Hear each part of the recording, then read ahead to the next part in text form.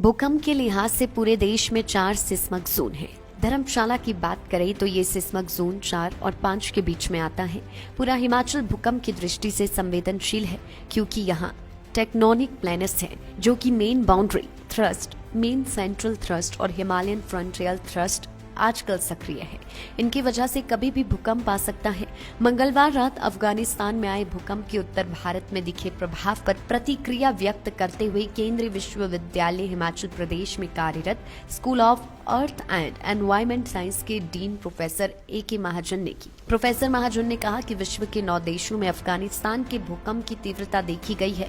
भूकंप की गहराई बहुत ज्यादा होने व सतह दूर होने के चलते इसका प्रभाव दिल्ली, धर्मशाला और शिमला में भी देखा गया। भूकंप का मैग्नीट्यूड 6.6 से 6.8 बताया जा रहा है। पहले तुर्की में भूकंप आया, फिर अब अफगानिस्तान में भूकंप हुआ। नेपाल में वर्ष 2015 और 22 में भूकंप आया। भारत की बात करें तो 1905 में भूकंप आया था। उसके बाद वर्ष 1968 और 1978 में भूकंप आया। अफगानिस्तान में आए भूकंप से धर्मशाला, शिमला और दिल्ली के भवनों के हिलने पर प्रोफेसर महाजन ने कहा कि इसका अर्थ है कि हमारे भवन भूकंप की दृष्टि से बहुत कमजोर हैं, क्योंकि अधिकतर भवन भूकंप रोधी नहीं है या सॉफ्ट सॉइल पर बने हुए हैं। बहुमंजिला भवन यदि सॉफ्ट सॉइल पर बनेंगे तो भूकंप से नुकसान होगा। प्रोफेसर अम्बरीश कुमार महाजन, मैं यहाँ पर as a dean school of earth and environment sciences हूँ। देखिए, ये भूकंप अफगानिस्तान में हुआ। ये पूरी हिमालयन बाउंड्रीज जो हैं वे टेक्टोनिकली एक्टिव है। कल जो भूकंप हुआ वो बहुत डीप भूकंप था, ऑलमोस्ट 170 किलोमीटर से ऊपर था।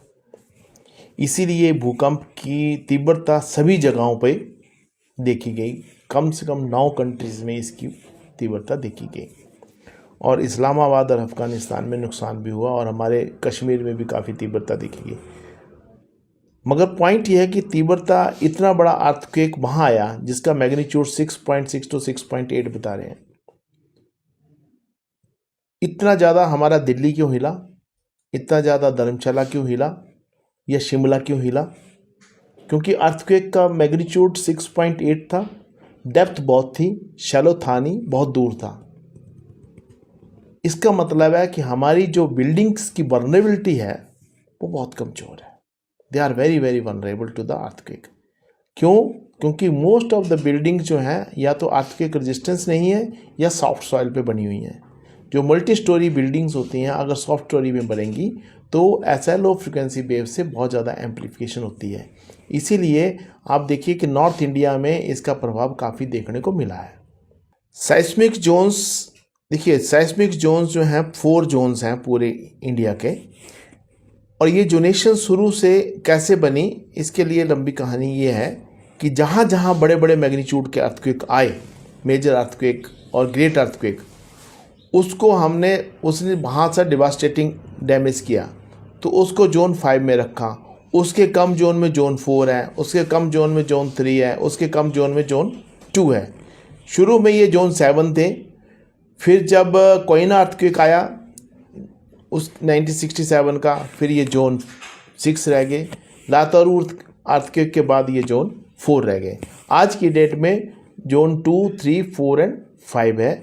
धर्मशाला रीजन जोन 5 और 4 के बीच में आता है। हिमाचल पूरा का पूरा ही भूकंप दृष्टि से संवेदनशील है क्योंकि यहाँ पर टेक्टोनिक प्लेन्स जो हैं 2, main boundary thrust, main central thrust, और थर्ड है HFT जिसको हिमालयन फ्रंटल थ्रस्ट कहते हैं, जो कि आज की डेट में चंडीगढ़ के पास से क्रॉस करता है। और ये north west south east trending thrust हैं। ये तीनों ही एक्टिव है और इनके अलॉन्ग कभी भी अर्थक्वेक आ सकते हैं। आपको याद होगा कि धर्मशाला में 1986 में अर्थक्वेक आया था, उसके बाद आज तक अर्थक्वेक नहीं आया। इसका मतलब है कि lot of energy has been accumulated. How? Because this Indian plate is moving at a constant speed of 55 millimeter per second per year. So definitely that much accumulation of energy is stored inside.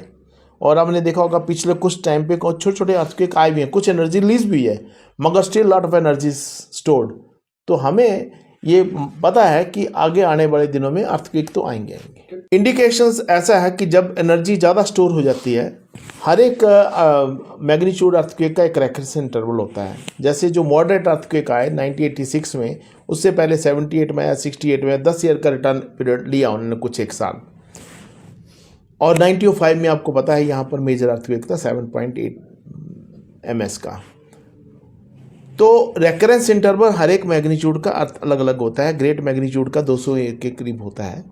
तो अब अगर हमारा great magnitude आया नहीं यहाँ पर, वो हम पहले मानते थे कि ग्रेट मैग्नीट्यूड, मगर उसका मैग्नीट्यूड लोअर कर दिया गया 7.8, और 0.1 मैग्नीट्यूड अगर इंक्रीज होता है तो 32 टाइम्स एनर्जी ज़्यादा रिलीज होती है। यहाँ पर कभी भी अर्थक्वेक आने की संभावना तो बनी हुई है। आने वाले दिनों में संभावना है।